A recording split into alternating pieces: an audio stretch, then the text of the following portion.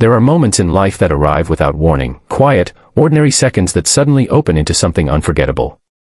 It happened on a cold, rainy afternoon in a busy café, the kind where people walk in hurriedly, dripping umbrellas and shaking off the chill.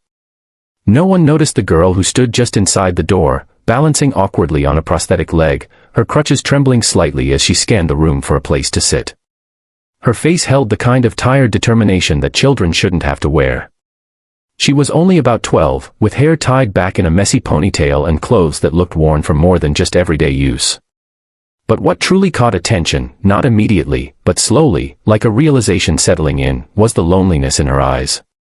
Her name was Mara, and she had been walking for far too long, both in life and in the literal world outside that cafe. She just needed a seat. She just needed a moment to rest. And as she moved down the aisle, people looked at her but quickly looked away, pretending their tables were full, pretending not to see her struggle. That was the moment she stopped beside a man, a single father named Rowan, who sat with his two young children, Isla and Grady, both quiet, both watching Mara with curiosity instead of fear or discomfort. And with her voice small but steady, she asked the question that would change everything: "Can I sit here?" If you believe in kindness, second chances, and the power of small moments to change lives, please like, comment, share, and subscribe to Kindness Corner. Also, tell us in the comments, where in the world are you watching from? Rowan immediately felt something shift inside him. Life had not been gentle with him either.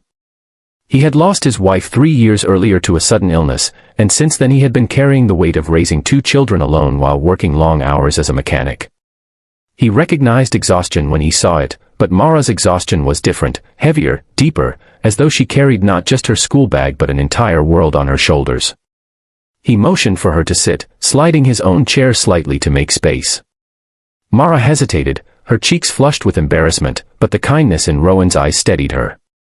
She lowered herself into the seat, her crutches resting beside her, and exhaled as though the simple act of sitting was a gift she hadn't expected. Rowan noticed her shoelaces were frayed, her fingers red from the cold, and the faint smell of rain clinging to her clothes. The kids watched her closely. Isla offered a shy smile, and Mara returned it with equal shyness, as if she wasn't used to being welcomed anywhere. As minutes passed, Rowan sensed a story behind her silence. Mara explained in a halting, careful way that she had been walking home from school when her prosthetic leg started hurting. Her mother worked double shifts and wasn't able to pick her up, and there was no bus she could afford to take.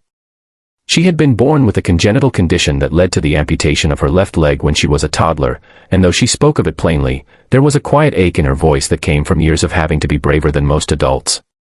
She didn't want help, she said, she was used to managing alone.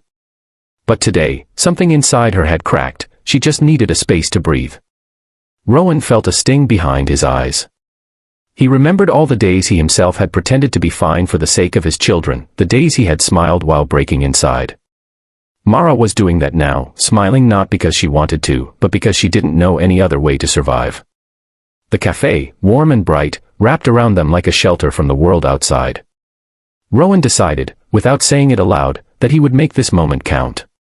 He bought her a warm sandwich and hot chocolate, placing them gently in front of her. Mara froze, unsure whether to accept.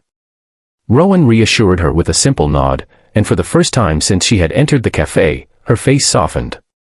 She ate slowly, as though savoring not just the food but the rare feeling of being cared for.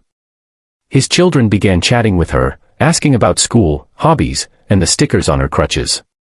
Mara answered with shy pride, each question peeled away a layer of loneliness. Rowan watched the scene unfold and felt something rise in him, a reminder of how deeply kindness could heal, not just the receiver but the giver too. As Mara finished eating, attention returned to her expression. She confessed, in a voice barely above a whisper, that she feared going home. Not because anyone would harm her, but because her mother would be overwhelmed with worry and guilt once she learned how far she had walked alone. Her mother, Leona, had been working non-stop, ever since Mara's father left them. Money was tight, medical bills never seemed to end, and Mara often pretended she wasn't hurting to avoid adding to her mother's burden. Rowan's chest ached hearing this. He realized Mara wasn't asking for pity, she was asking for understanding, for someone to see her without judgment.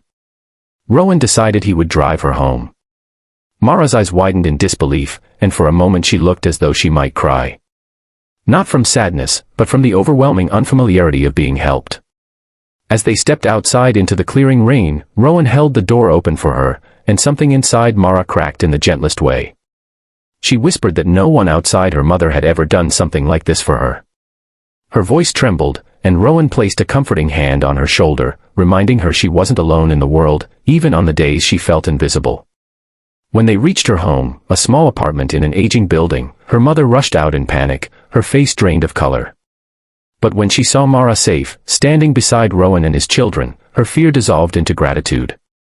Leona thanked Rowan repeatedly, tears streaming down her face. In that moment, it was clear how fiercely she loved her daughter, how hard she was fighting to give her a life with dignity. Rowan felt a familiar sense of connection, two single parents, both trying to do their best, both carrying burdens no one else could see. Mara turned to Rowan and suddenly broke into tears. Not sad tears, but tears of release, of relief, of finally feeling seen. She told him that his simple yes, his invitation to sit, to rest, to be welcomed, meant more than he could ever understand.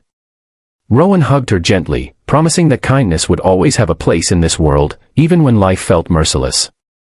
If this story has touched your heart, please like, comment, share, and subscribe to Kindness Corner. Your support helps us spread more stories of hope and humanity. Before you go, tell us in the comments, what part of this story moved you the most? And always remember, sometimes the smallest yes can change someone's entire day, and sometimes, their entire life.